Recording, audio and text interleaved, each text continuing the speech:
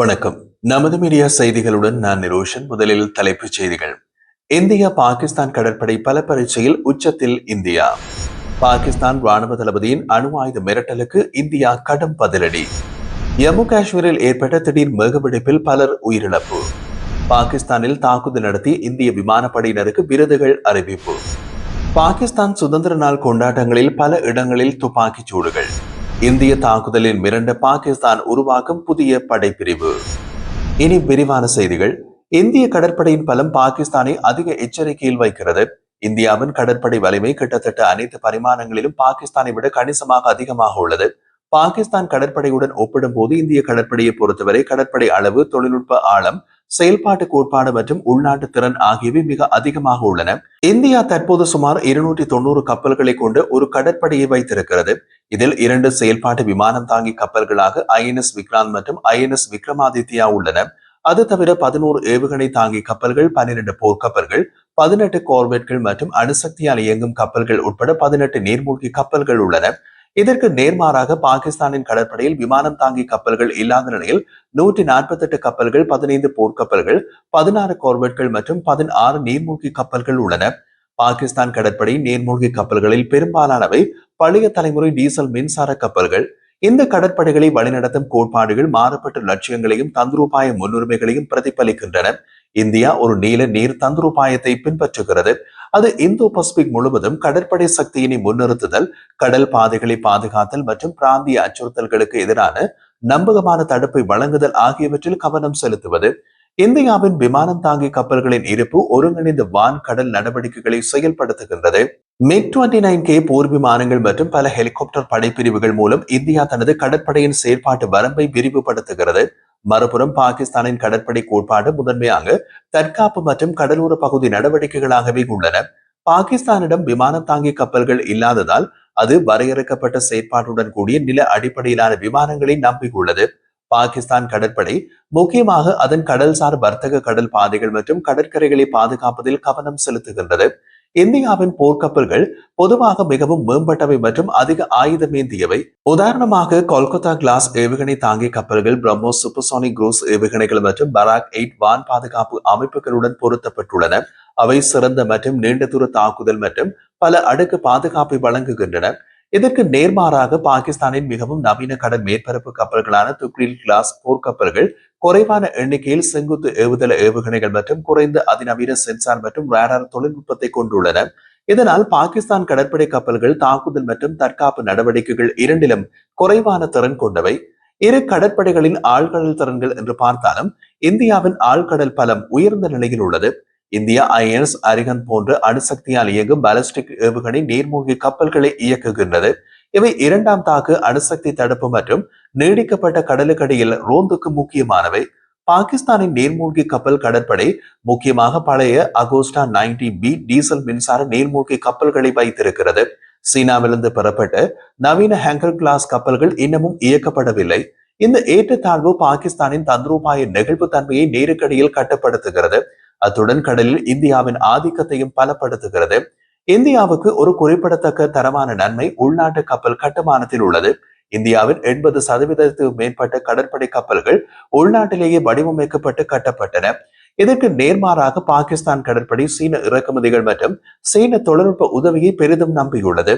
சீனாவில் தங்கியிருத்தல் பாகிஸ்தான் கடற்படையின் செயல்பாட்டு சுதந்திரம் மற்றும் நவீனமயமாக்கல் வேகத்தை கட்டுப்படுத்துகின்றது. இறுதியில் இந்தியாவின் கடற்படை தொழில்நுட்ப செயல்பாட்டு மற்றும் கடல் ஆதிக்கத்திற்காக கட்டமைக்கப்பட்டுள்ளது. பெரிய கடல் பகுதிகளில் உயர்நிலை போர் மற்றும் சக்தி திட்டத்திற்கு திறன் கொண்டது. பாகிஸ்தானின் கடற்படை பிராந்திய பாதுகாப்பை நோக்கி செல்கிறது மற்றும் தொழில்நுட்ப ரீதியாக குறைவாக உள்ளது. உள்நாட்டு திறன், உயர்நிலை தளங்கள் மற்றும் கப்பல்களின் எண்ணிக்கையில் இந்தியாவின் தொடர்ச்சியான முதலீடுகளை கருத்தில் கொண்டு இந்தியாவுக்கும் பாகிஸ்தானுக்கும் இடையிலான இந்த கடற்படை ஏற்றத்தாழ்வு தொடர வாய்ப்பு உள்ளது. பாகிஸ்தான் ராணுவ தளபதி அசீம் முனிர் விடுத்த அணு ஆயுத மிரட்டலுக்கு இந்தியா கடும் பதிலடி அளித்துள்ளது. ஜம்மு காஷ்மீரின் பகல்காம் தாக்குதலுக்கு பதிலடியாக ஆபரேஷன் சிந்தூர் மூலம் பாகிஸ்தானின் தீவிரவாத முகாம்கள் மற்றும் ராணுவ வளாகங்களை இந்தியா தாக்கியிருந்தது. இதனால் நெருக்கடியில் சிக்கிய பாகிஸ்தான் போர் நிறுத்தம் கோரிய நிலையில் பின்னரும் இந்தியாவுக்கு எதிராக மிரட்டல் பேச்சை தொடர்கிறது. சமீபத்தில் அமெரிக்காவில் இருந்தபோது அசீம் முனிர் சிந்து நதிக்கு குறுக்கே இந்தியா அணை கட்டினால் அதனை ஏவுகணைகளால் அழிப்போம் எனவும், பாகிஸ்தான் வீழ்ந்தால் உலகின் பாதி நாடுகளை அழித்து விடுவோம் எனவும் அணு ஆயுதத்தை குறிப்பிட்டு மிரட்டல் விடுத்தார். இந்த கருத்திற்கு பதிலளித்த மத்திய வெளியுறவுத்துறை செய்தி தொடர்பாளர் ரந்தீஷ் ஜெய்ஸ்வால், இந்தியாவுக்கு எதிராக பாகிஸ்தான் தலைமையிலிருந்து பொறுப்பேற்ற போர் வெறி கருத்துக்கள் தொடர்ந்து வருகின்றன. தங்களின் தோல்விகளை மறைக்க இந்தியாவுக்கு எதிராக வெறுப்பு நிறைந்த பேச்சை பாகிஸ்தான் தலைமையில் உள்ளவர்கள் வழக்கமாக்கியுள்ளார்கள். எந்த தவறான செயலுக்கும் கடும் விளைவுகள் ஏற்படும். சமீபத்தில் அதனை நாம் நிரூபித்தோம் என்று எச்சரித்தார். ஜம்மு காஷ்மீரின் கிஷ்த்வார் மாவட்டத்தில் ஏற்பட்ட திடீர் மேகவெடிப்பில் உயிரிழந்தோரின் எண்ணிக்கை 33ஆக உயர்ந்தது. இதில் 2 மத்திய தொழிற்சாலை பாதுகாப்பு படை துருப்புகளும் அடங்குவதாக அதிகாரிகள் தெரிவித்தனர். கிஷ்த்வாரில் இருந்து 90 கிலோமீட்டர் தொலைவில் 9500 அடி உயரத்தில் உள்ள சசுஸ்டி கிராமத்தில் மதியம் 12 மணிக்கு ஏற்பட்ட மேகவெடிப்பால் வெள்ளப்பெருக்கு ஏற்பட்டது. மேகவெடிப்புகள் முக்கியமாக மலைகளின் மீது சூடான ஈரப்பதம் நிறைந்த காற்றின் விளைவாக மேலே எழுவதால் ஏற்படுகின்றன.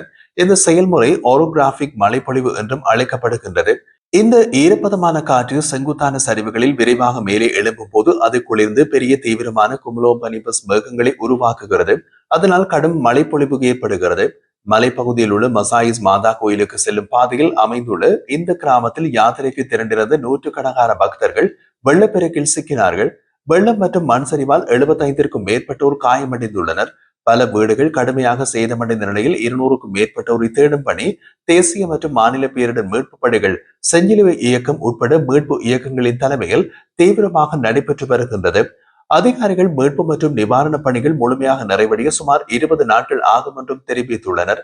உயிரிழந்தோரின் குடும்பங்களுக்கு பிரதமர் நரேந்திர மோடி, மக்களவை எதிர்க்கட்சித் தலைவர் ராகுல் காந்தி உட்பட இரங்கல் தெரிவித்துள்ளார்கள். ஜம்மு காஷ்மீரின் பகல்காமில் ஏப்ரல் 22ஆம் தேதி பாகிஸ்தான் துருப்புகள் சுற்றுலா பயணிகள் மீது நடத்திய தாக்குதலில் 26 பேர் உயிரிழந்தனர். இதற்கு பதிலடியாக இந்திய விமானப்படை ஆபரேஷன் சிந்தூர் நடவடிக்கையில் பாகிஸ்தானின் முருத்கே, பஹாவல்பூர் உட்பட பகுதிகளில் உள்ள தீவிரவாத தலைமையகங்கள் மற்றும் ராணுவ தளபாடங்களை தாக்கியது. இந்த நடவடிக்கையில் சிறப்பு பணியாற்றிய 36 விமானப்படை துருப்புகளுக்கு மத்திய அரசு வீரதீர விருதுகளை அறிவித்துள்ளது. இதில் 9 அதிகாரிகளுக்கு நாட்டின் 3வது உயரிய வீரதீர விருதான வீர் சக்ரா, ஒருவருக்கு சௌரிய சக்ரா, மேலும் 26 பேருக்கு வாயுசேனா விருது வழங்கப்பட உள்ளது.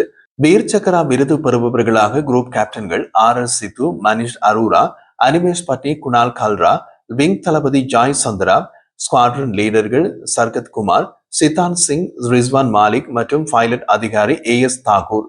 அதேபோல் சௌரிய சக்ரா எதிரியுடன் நேரடி தொடர்பு இல்லாமல் துணிச்சலாக செயற்பட்ட ஒருவருக்கு வழங்கப்படுகிறது. இது அசோக சக்ரா மற்றும் கீர்த்தி சக்ராவுக்கு அடுத்த முக்கிய விருதாகும். மத்திய அரசு ஆபரேஷன் சிந்தூரில் ஈடுபட்ட துருப்புகளின் துணிச்சலையும் தியாகத்தையும் பாராட்டி விரைவில் விருது வழங்கும் விழா நடைபெறும் என்றும் தெரிவித்துள்ளது. பாகிஸ்தான் முழுவதும் நேற்று சுதந்திர நாள் கொண்டாட்டங்கள் நடைபெற்றன. இந்த நிலையில் கராச்சி நகரில் நடைபெற்ற விமான துப்பாக்கி சூடு சம்பவத்தில் 8 வயது சிறுமி, 60 வயது முதியவர் உட்பட 3 பேர் உயிரிழந்தனர். லியாகுதாபாத், கொரங்கி, லியாரி, மெக்மூதாபாத், அக்தர் காலனி உட்பட பகுதிகளில் நடந்த இந்த துப்பாக்கி சூட்டில் 64 பேர் காயமடைந்துள்ளனர் என்று ஜியோ நியூஸ் தகவல் தெரிவிக்கின்றது. காயமடைந்தவர்கள் மருத்துவமனையில் சிகிச்சை பெற்று வருகின்றார்கள். சம்பவத்துடன் தொடர்புடைய 20 பேரை காவல்துறை கைது செய்துள்ளது. அவர்களிடமிருந்து நவீன துப்பாக்கிகள் மற்றும் வெடிமருந்துகளும் பறிமுதல் செய்யப்பட்டுள்ளன. பண்டிகை மற்றும் கொண்டாட்ட காலங்களில் துப்பாக்கி சூடு நடத்தும் பழக்கம் பாகிஸ்தானில் அதிகரித்து வருவதாகவும், இதே போன்ற செயல்களில் ஈடுபட்டால் கடுமையான சட்ட நடவடிக்கைகள் எடுக்கப்படும் என்றும் காவல்துறை எச்சரித்துள்ளது. கடந்த 2024ஆம் ஆண்டு சுதந்திர நாள் கொண்டாட்டத்தின் போதும் இதே போன்ற துப்பாக்கி சூட்டில் 95 பேர் உயிரிழந்தமை குறிப்பிடத்தக்கது. ஆபரேஷன் சிந்தூர் நடவடிக்கையில் இந்தியாவின் அதிரடி தாக்குதலால் கடும் பாதிப்புக்குள்ளான பாகிஸ்தான் தனது ராணுவ வலிமையை மேம்படுத்தும் நடவடிக்கையில் இறங்கியுள்ளது. இதன் ஒரு பகுதியாக ஏவுகணை படை என்ற புதிய படைப்பிரிவை உருவாக்க இருப்பதாக பாகிஸ்தான் பிரதமர் ஷெஹ்பாஸ் ஷெரீப் அறிவித்துள்ளார்.